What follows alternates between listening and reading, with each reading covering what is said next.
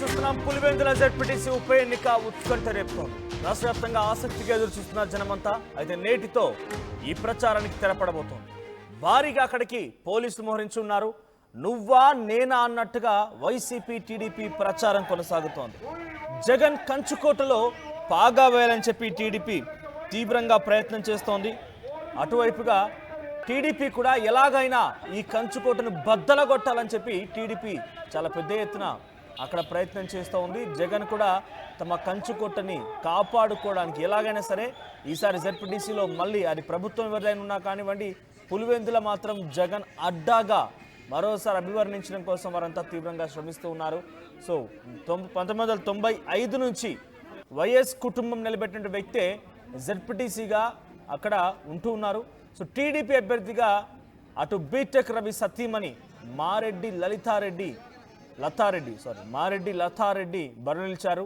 So YCP అభ్యర్థిగా అటు బరిలో హేమంత్ రెడ్డి ఉన్నారు. మొత్తం 6 పంచాయతీలు, 15 పోలింగ్ కేంద్రాలు.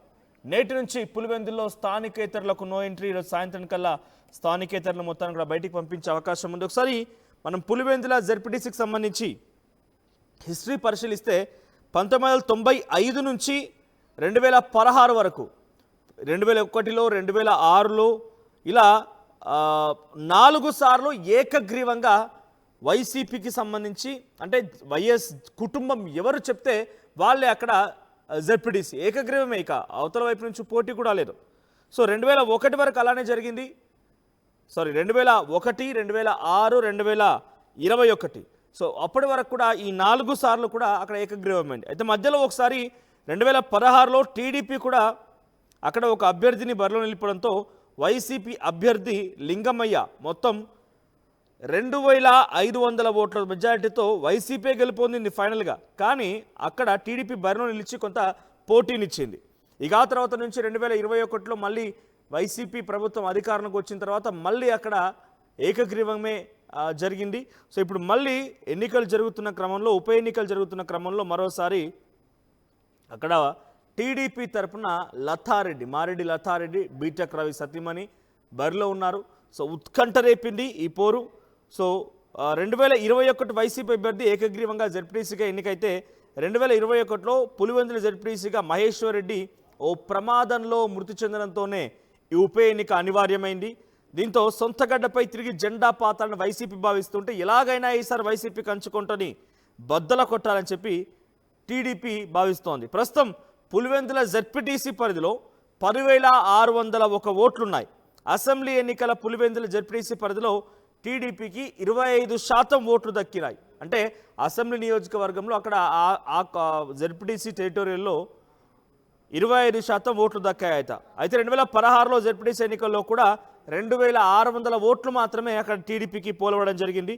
మరి ఈసారి ఎలా ఉంటుందో చూడాలి. ప్రస్తుతానికి ఎప్పటికప్పుడు అక్కడ పరిస్థితిని అంచనా వేస్తూ మా ప్రతినిధి హుసేన్ సిద్ధంగా ఉన్నారు. హుసేన్, పులివెందుల ఉప ఎన్నికకు సంబంధించిన అప్డేట్స్ ఏంటి? ఏ రకంగా ఎన్నికలు నిర్వహించబోతున్నారు? రోజు సాయంత్రం కల్లా చివరిగా ప్రచారం మైకులన్నీ మూగబోతాయి, ప్రచారాలు మొత్తం కూడా తెరపడతాయి.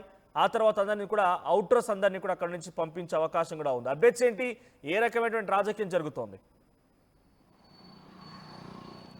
మనోజ్, పులివెందుల జెడ్పీటీసీ ఉప ఎన్నిక రాష్ట్ర వ్యాప్తంగా చూస్తూ ఉన్నారు. ఈరోజు పులివెందుల్లో వైఎస్ఆర్ కుటుంబం యొక్క ఆధిపత్యాన్ని బద్దలు కొట్టేందుకు కూటమికి సంబంధించినటువంటి పార్టీలు ఇప్పటికే సిద్ధమైపోయాయి. ఎన్నికల నోటిఫికేషన్ వచ్చినప్పటి నుంచి, నామినేషన్ వేసిన రోజు నుంచి ఒక్కసారి వీధిన పల్లెన గ్రామాన తిరుగుతూ ఓటర్లను ప్రసన్నం చేసుకునే పనిలో అటు కూటమి పార్టీకి సంబంధించినటువంటి నాయకులు టీడీపీ, ఇటు ప్రధానంగా వైసీపీకి సంబంధించినటువంటి నాయకులంతా కూడా గల్లీ తిరిగేటటువంటి పరిస్థితి చూసాం. అయితే ఇవాళ సాయంకాలంతో ఈ ప్రచార హోరు, మైకుల జోరు ఇవాళ మూగబోతుంది. ఈ నేపథ్యంలోనే 12వ తేదీ జరిగేటువంటి ఎన్నికకు వ్యూహాలు రచించబోతున్నారు నాయకులంతా కూడా. ఇప్పటికే ఓటర్లను ప్రసన్న చేసుకునే పనుల్లో టీడీపీ, వైసీపీకి చెందినటువంటి నాయకులంతా కూడా మాజీ మంత్రులు, మాజీ ఎమ్మెల్యేలు, ఒకవైపు అధికార పార్టీ కూటమికి సంబంధించినటువంటి మంత్రులు, ఎంపీ అందరూ కూడా ప్రతి ఊరికి దత్తత తీసుకునేలాగా, అంటే ప్రతి ఊరు పైన ఒక్కొక్క గ్రామం మీద ఫోకస్ పెట్టి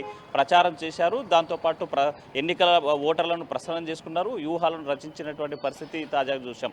మరి మరి ఉత్కంఠను రేపుతున్నటువంటి పులివెందుల ఒంటిమిట్ట ఓటింగ్ ఇక్కడ గెలుపుని అంటే జెడ్పీటీసీ ఉప ఎన్నికల్లో ఎవరు గెలుస్తారనేటువంటి ఉత్కంఠ నెలకొంది. వైసీపీ పార్టీ నుంచి హేమంత్ రెడ్డి పోటీ చేస్తే అదేవిధంగా టీడీపీ నుంచి బీటెక్ రవి సతీమణి పోటీలో ఉన్నటువంటి పరిస్థితి మనకు కనిపిస్తోంది.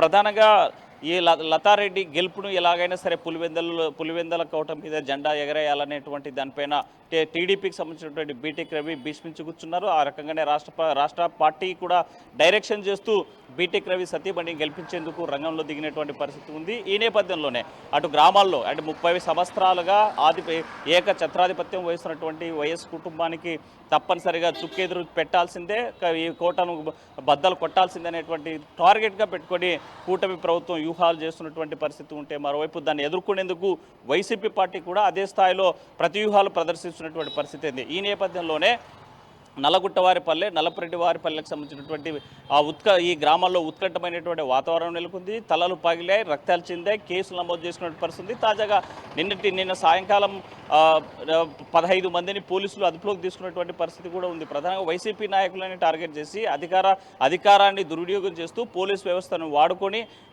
కూటమి ప్రభుత్వం ఇదంతా అప్రజాస్వామికంగా ఎన్నికలు నిర్వహించాలి, ఇక శాంతి భద్రతలు దెబ్బతీసేలాగా ప్రయత్నించేటువంటి క్రమంలో టీడీపీ పార్టీ వ్యూహాలు రచిస్తుందనేసి వైసీపీ ఆరోపిస్తుంది. అదే స్థాయిలో వైసీపీ చేస్తుందని టీడీపీ ఆరోపిస్తున్నటువంటి పరిస్థితి. ఈ నేపథ్యంలోనే మాటలు తూటాలు పేలుతున్నాయి, తలలు పగులుతున్నాయి, పెద్ద సంఖ్యలో కూడా ఉద్రిక్తమైనటువంటి వాతావరణం నెలకొంది. ఇవాళ సాయంకాలంతో పూర్తి స్థాయిగా ఎన్నికల ప్రచారం ముగి ఉండడంతో ఇంకా రంగంలో ఓటర్లను ఎలా కొనుగోలు చేయాలి, లేకపోతే వాళ్ళని ఎలా ప్రలోభ పెట్టుకోవాలనేటువంటి పనిలో పడేటువంటి పరిస్థితి తాజాగా మనకి పులివెందులకు సంబంధించిన జడ్పీటీసీ స్థానానికి కానీ ఒంటిపేటకు సంబంధించిన జడ్పీ స్థానానికి అనిపిస్తుంది. మనం చూస్తే ఈ పులివెందుల్లో పోలింగ్ కేంద్రాలు 15 ఉన్నాయి. మొత్తం ఓటర్లు 10,601 ఓటు ఉంది. అంటే ఈ సగటున ఒక్కొక్క పోలింగ్ కేంద్రంలో 700 ఓట్లు పులివెందులో జరిగేటువంటి జడ్పీటీసీ స్థానానికి ఒక్కొక్క పోలింగ్ కేంద్రం వద్ద ఉండేటువంటి పరిస్థితి. అదేవిధంగా ఒంటిమిట్ట పరిశీలిస్తే ఒంటిమిట్టకు సంబంధించి 30 పోలింగ్ కేంద్రాలు పెట్టారు. దీంట్లో 24,606 ఓట్లు ఈ ఓటర్లు తమ ఓటు హక్కును వినియోగించుకోబోతున్నారు.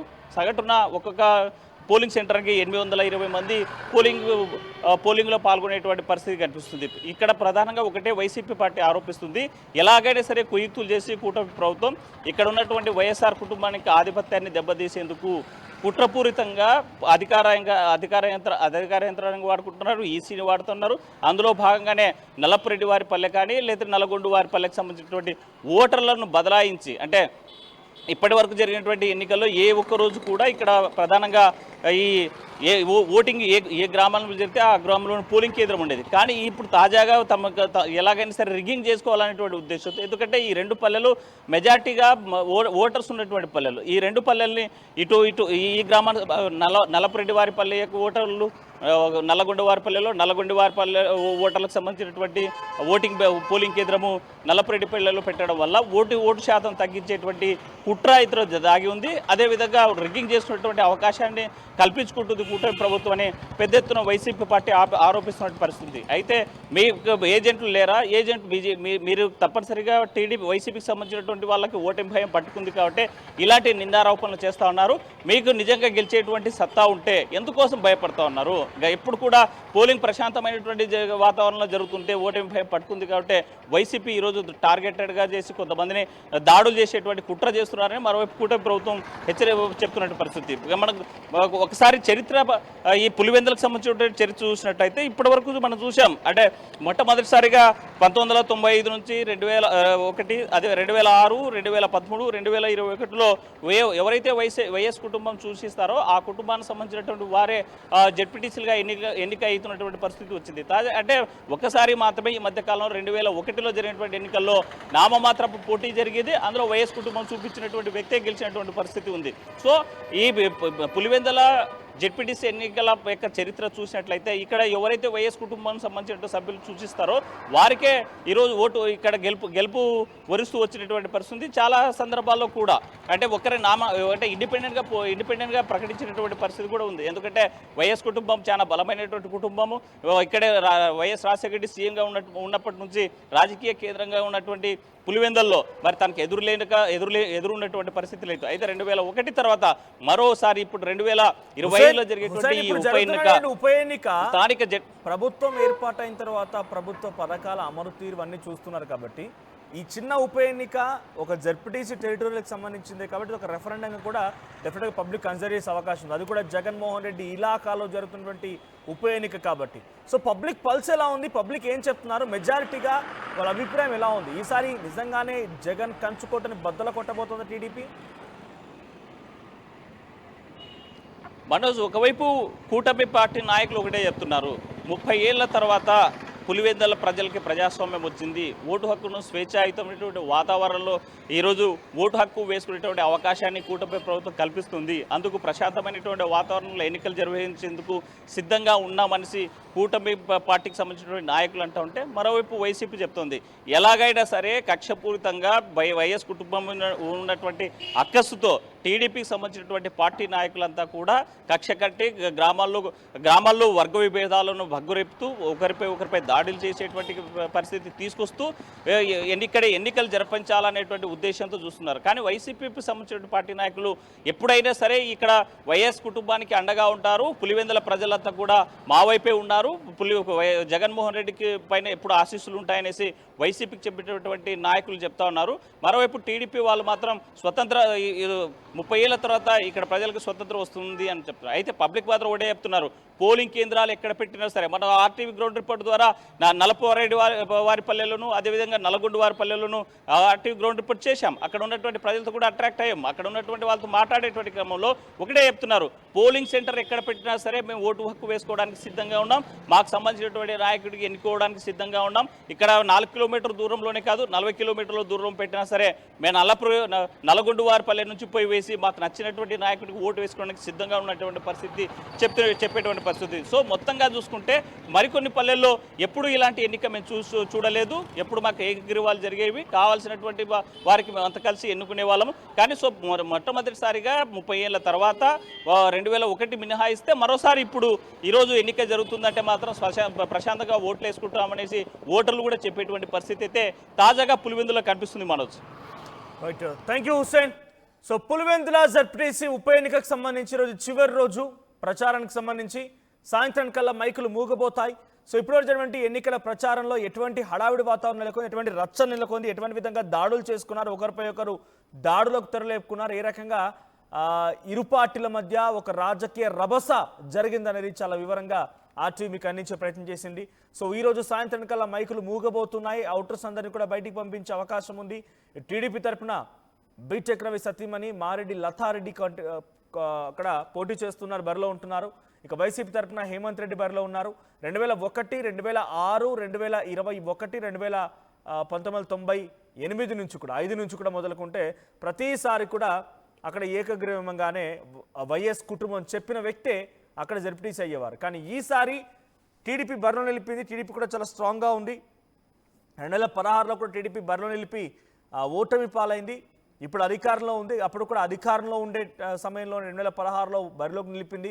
మరి ఈసారి అక్కడ సిచ్యువేషన్ ఎలా ఉంటుందో చూడాలి.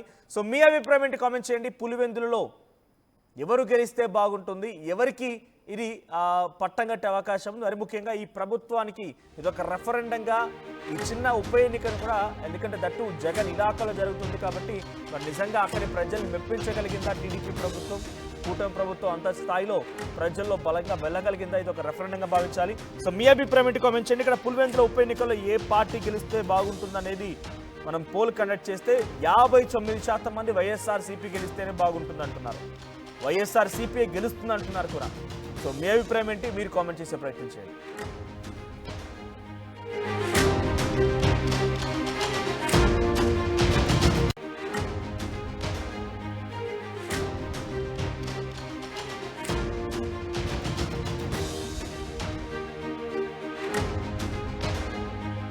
చూస్తున్నాం పులివెందుల జెడ్పీటీసీ ఉప ఎన్నిక ఉత్కంఠ రేపుతోంది. రాష్ట్ర వ్యాప్తంగా ఆసక్తిగా ఎదురు చూస్తున్నారు జనమంతా. అయితే నేటితో ఈ ప్రచారానికి తెరపడబోతోంది.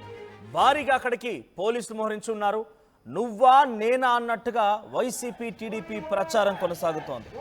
జగన్ కంచుకోటలో పాగా వేయాలని చెప్పి టీడీపీ తీవ్రంగా ప్రయత్నం చేస్తోంది. అటువైపుగా టీడీపీ కూడా ఎలాగైనా ఈ కంచుకోటను బద్దలగొట్టాలని చెప్పి టీడీపీ చాలా పెద్ద ఎత్తున అక్కడ ప్రయత్నం చేస్తూ ఉంది. జగన్ కూడా తమ కంచుకోటని కాపాడుకోవడానికి ఎలాగైనా సరే ఈసారి జెడ్పీటీసీలో మళ్ళీ అది ప్రభుత్వం ఎవరైనా ఉన్నా కానివ్వండి, పులివెందుల మాత్రం జగన్ అడ్డాగా మరోసారి అభివర్ణించడం కోసం వారంతా తీవ్రంగా శ్రమిస్తూ ఉన్నారు. సో 1995 నుంచి వైఎస్ కుటుంబం నిలబెట్టిన వ్యక్తే జెడ్పీటీసీగా అక్కడ ఉంటూ ఉన్నారు. సో టీడీపీ అభ్యర్థిగా అటు బీటెక్ రవి సతీమణి మారెడ్డి లతారెడ్డి బరిలో నిలిచారు. సో వైసీపీ అభ్యర్థిగా అటు బరిలో హేమంత్ రెడ్డి ఉన్నారు. మొత్తం 6 పంచాయతీలు, 15 పోలింగ్ కేంద్రాలు.